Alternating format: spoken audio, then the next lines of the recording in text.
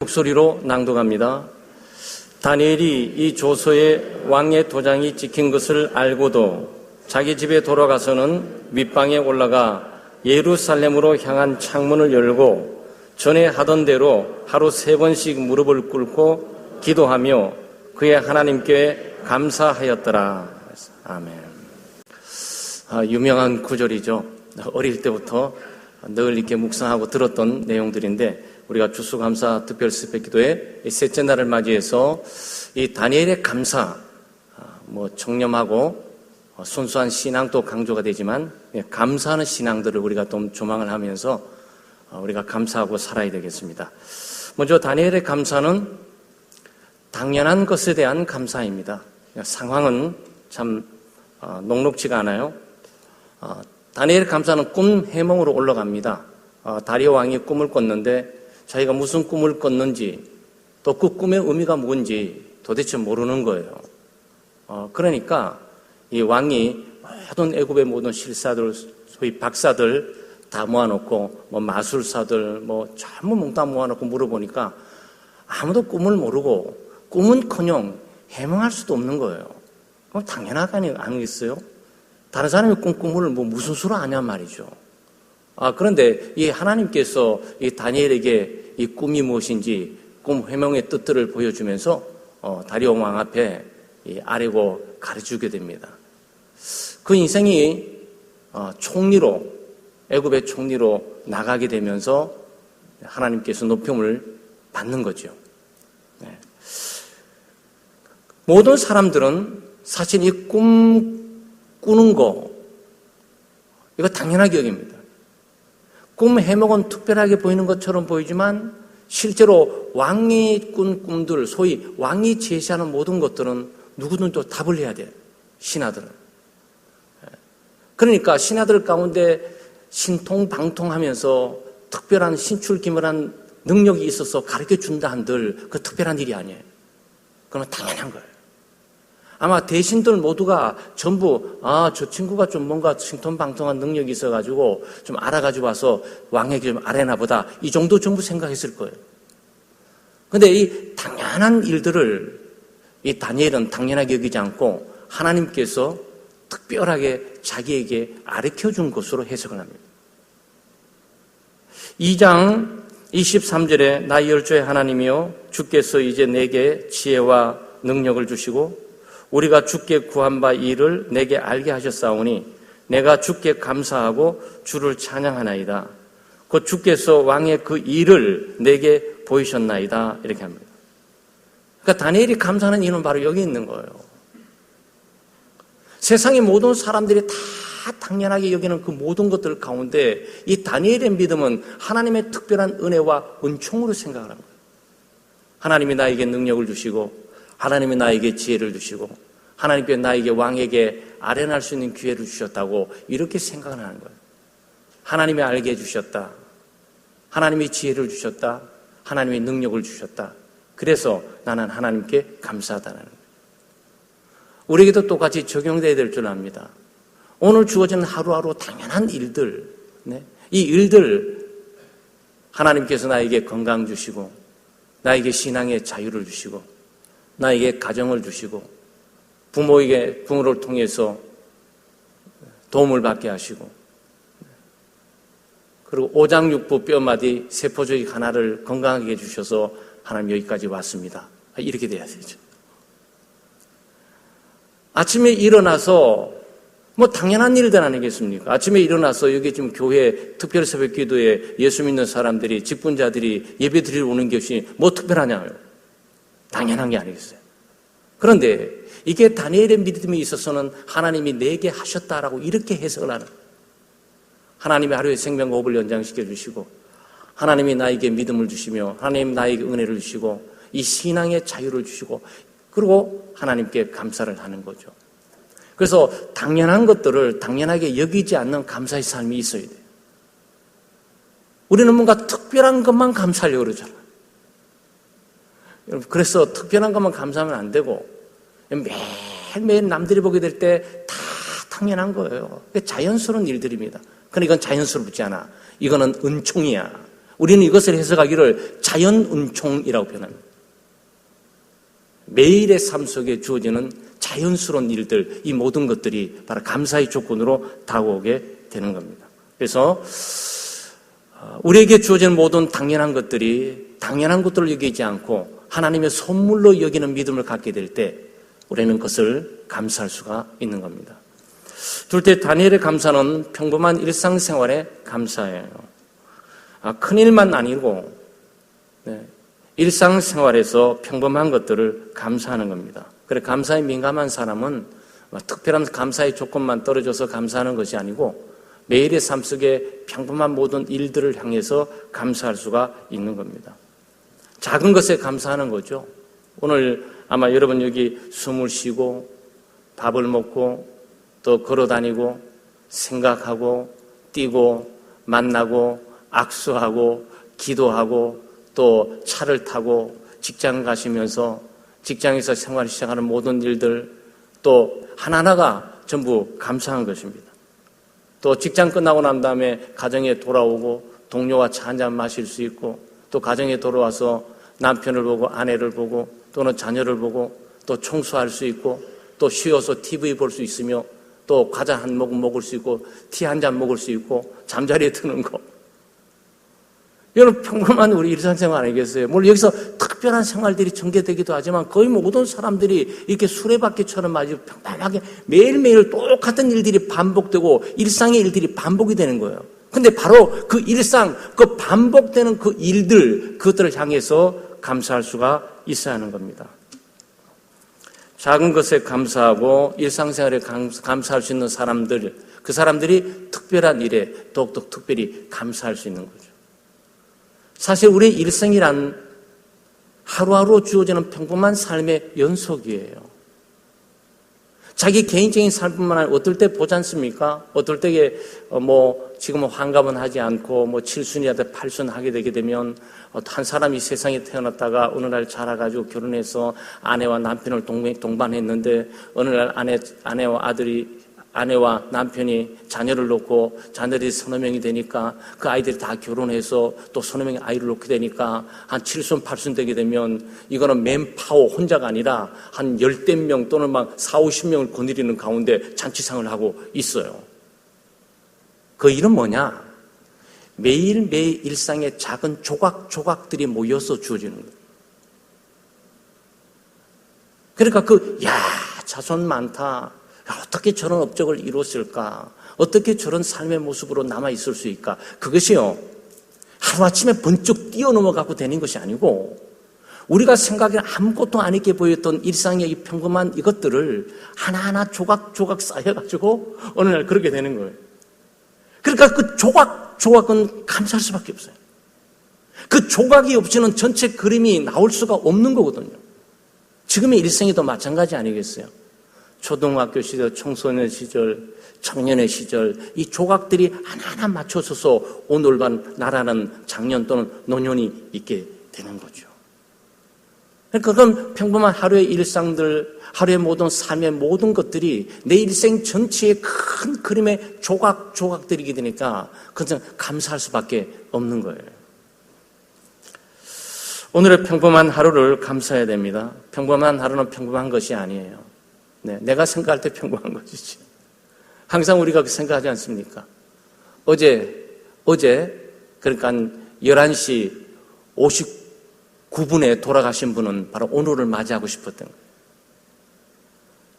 오늘 하루를 맞이할 수 있다면 어떤 대가로도 지불하고 싶은 하루가 오늘 하루예요. 그러니까 오늘 하루는 평범한 게 아니에요.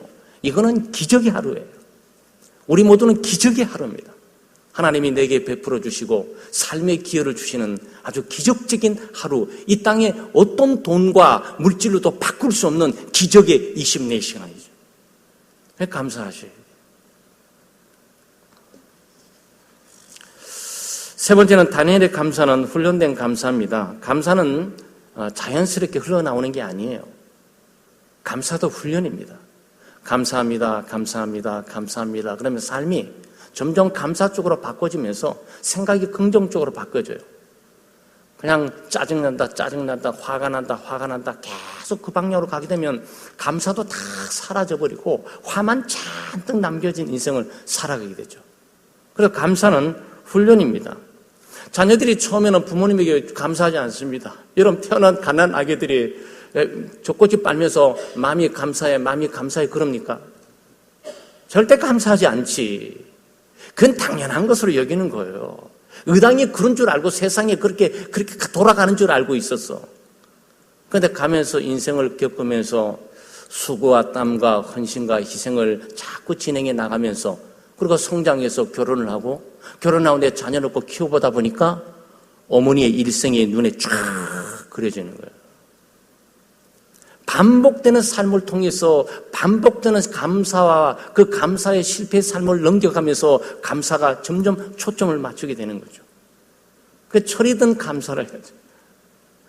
립서브에서 감사가 아니라 용돈 타기 위해서 엄마 감사해요 휙 하면 돈 타면 휙 날아가는 이런 감사가 아니라 내 인생을 많이 겪다 보면 감사하다. 뼈저리게 감사가 느껴지면서 어머니와 아버지의 일생에 그 고난과 시련, 어려움들, 우리를 키웠던 것들에 대한 공감대가 확 다가오게 되는 거예요. 삶의 무게감을 공감을 하게 되는 거예요. 그러니까 철이 든 거예요. 철이 드니까 훈련되어 있는 그 감사를 하게 되는 겁니다. 다니엘도 마찬가지예요. 다니엘의 감사가 어느 날 하루아침에 감사가 되겠습니까? 이 사람 고난 많이 당한 사람입니다. 이 사람 슬픈 사람이에요. 조국을 잃어버린 사람이라고. 조국이 자기 눈앞에 파괴되면서 말이죠. 모든 오른뿐만 아니라 나라의 소망과 희망들이 다 무너져버리고 예루살렘 성전이 다 불타버리고 바벨론에 의해서 다 짓밟아버리면서 포로로 다 잡혀갔던 그 일생을 살고 있는 사람이에요. 남은 나라에서 도부살이하고 있는 사람이라고요. 그냥 뭘 겪었겠습니까? 나라가 있는 것이 감사하고 민족이 있는 것이 감사하고 동포가 있는 것이 감사하고 이런 상황 가운데서도 우리끼리 모일 수 있는 이 개토 있는 걸 감사하고 이런 다른 나라와 있지만은 그래도 우리나라 말로 우리가 예배 드릴 수 있고 하나님 앞에 나갈 수 있고 하나님의 말씀이 있다는 구약 성경을 붙들고 어마어마하게 감사하지 않았겠습니까? 특히 그 모든 것들 훈련돼 왔던 거예요. 어느 일에나 구단이 있습니다. 우리는 구단을 고수라 그럽니다. 고수. 이 감사의 구단은 말이죠. 저절로 되는 게 아니에요. 감사의 구단은 수많은 감사하지 못할 조건, 어려움과 시련, 역견, 고난들을 겪어가면서 취득됐던 바로 고수들이에요. 고수. 어차피 예수 믿고 사는 거 감사의 고수가 되세요. 네. 태권도 하는 아이들은 말이죠. 구단을 꿈꿔요. 바둑하는 친구들은 말이죠. 구단을 꿈꿉니다. 최고봉을 꿈꾸는 거죠. 예수 믿는 사람들도 최고봉이 있어요. 예수 믿는다 다 똑같이 예수 믿는다고 생각하세요? 아니에요. 틀려요. 여기 1단이 있고 말이죠. 초보자 있고 흰색이 있고 노란색이 있고 빨간색이 있고 검은색이 검다고 다 똑같은 줄 아세요? 아니에요. 1단 있고 2단 있고 3단 있고 4단 있고 5단 있고 갈수록 점점 더 높아가는 게 있어요. 감사의 구단이 됐어요. 감사의 고수죠. 탁도 딱 맞는 순간 하나님 감사합니다. 탁 감사가 나오는 거죠. 뭐 조금만 하면 인상 쓰고 화내고 짜증내고 막 이렇게 하기 시작하게 되면 그 백색 말이죠. 갈 길이 멀어. 갈 길이 멀어요. 감사도 훈련을 통해 주어져갑니다. 그래서 고난당한 만큼 감사의 깊이가 깊어가는 거예요. 그러니까 고난은 위장된 축복이라고 그러죠. 그거 감사하셔야 돼. 과거에 고난이 있었기 때문에 오늘이 감사될 수 있는 거예요. 과거 고난이 없는 사람들 어려워요. 그래서 우리 일럽의 엄마랑 우리 박근혜 전 대통령을 걱정해요. 저와 아무 관계가 없는 분이에요. 또 실수도 많이 하고 보수주의뿐만 아니라 국가에 이런 엄청난 재앙과 재난을 불러온 거죠. 그럼에도 불구하고 하나의 인간으로서 저분은 너무 어려울 거다. 공주 생활만 해가지고 맨 땅에 헤딩하듯이 밑바닥을 걸으면서 훈련돼 있었다면 저 사람들은 아무거나 그 감옥이 집 같은 사람이 있어요. 그래서 될 수 있으면 나를 잡아다가 감옥에 넣어주면 편하게 살 것만 같은 인생이 있다고. 세상에 고초를 어마어마하게 겪은 거야. 근데 그분은 달라. 그분은 고난에 이제 드디어 입문하기 시작하신 거예요. 그런 거예요. 그러니까 우리의 주어진 삶의 고난이란 뭡니까? 고난이란 우리의 감사를 더 깊게 해나가잖아요.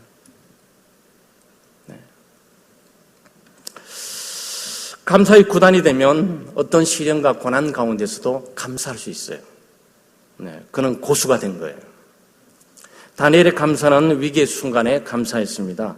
사실 오늘 지금 6장 10절에 보고는 이 감사는요, 평범한 순간이 아니에요. 편안하고 감사의 조건이 막 두루두루 막 충만해 있는 그런 감사가 아닙니다. 위기의 순간이에요.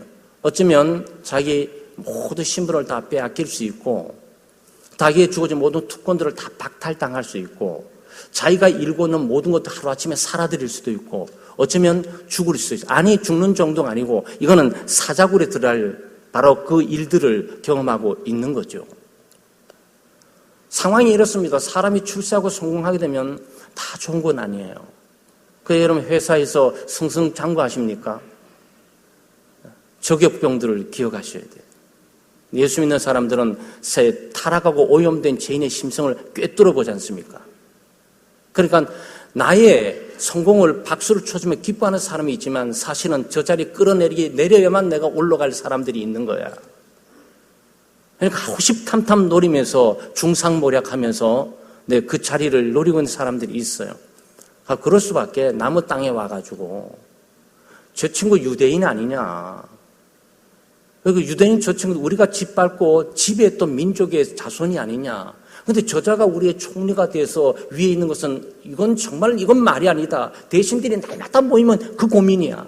왕 앞에서는 그냥 전부들 이루고 총리라고 인사하는 똑 돌아서게 되면 저거 어떻게 저 자리에 끌어내리지 이 생각만 하는 거예요. 그러니까 이 바로 다니엘의 신앙생활을 잘 알고 있기 때문에 왕의 신상을 만들어 가지고 왕의 신상에게 이 30일 동안에 왕의 신상에게 절하고, 만약에 절하지 않고 다른 신들에게 기도하거나 절하는 자를 발견되면 그는 죽이는 걸로 돼 있는 거죠. 이 법령을 그래 내립니다. 그 다리오 왕이 다니엘이 거기 포함되어 있을 걸 생각을 못 하는 거예요.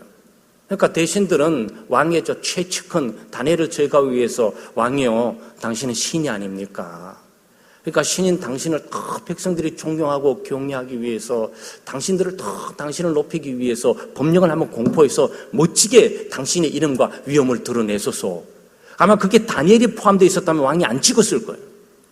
그런데 딱 찍고 보니까 이 다니엘의 초점 화살이 그쪽으로 딱 간 법령들이, 왕의 어명은 선포되게 되면 거둘 수 없습니다. 그런데 다니엘이 이런 상황 가운데 대신들의 음모도 알고, 중상모략도 알고, 기도하면 안 된다는 것도 알고, 감사하면 안 된다는 것도 알고, 이거 하게 되면 내 특권 다 잃어버리고, 다 내 모든 생명까지도 잃어버리게 될 걸 알고 있었어요. 그럼에도 감사하고 있는 거죠. 이건 뭐죠? 위기와 고난, 이 순간에도 죽음을 무릅쓴, 이거 어떻게 표현해야 될까요? 순교적인 감사야. 순교적인 감사. 이거는 9단이 아니야. 이거는 10단을 초월하고 있어요.